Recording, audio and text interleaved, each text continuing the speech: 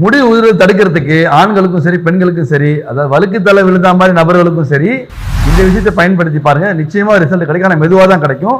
அதே போல் கொஞ்சம் எக்ஸ்பென்சிவ். எல்லாருக்குமே இது வந்து பண்ண முடியுமான்னு தெரியல. யாரால முடியுமோ அதை பயன்படுத்தி கொள்ளுங்க. குறிப்பாக நம்ம முடிக்காக செலவு பண்ணுறது அது செலவு கிடையாது, நம்ம இன்வெஸ்ட்மெண்ட் மாதிரி. அதனால் தயவுசெய்து ஃபாலோ பண்ணுங்க. குறிப்பாக வந்து இந்த பூசணி, பச்சை பூசணி வகையில் ஆயில் எடுப்பாங்க.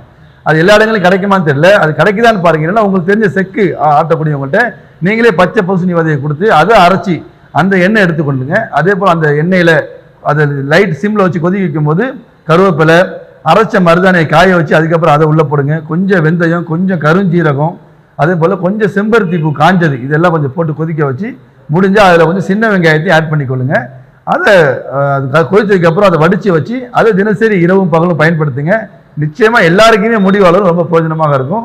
நீங்களும் பயன்படுத்துங்க, மக்களுக்கும் மற்றவங்களுக்கும் பகிருங்க. கமெண்ட் பண்ணுங்கள், ஷேர் பண்ணுங்கள், மறக்காமல் சப்ஸ்கிரைப் பண்ணுங்கள், லைக் பண்ணுங்கள். நன்றி.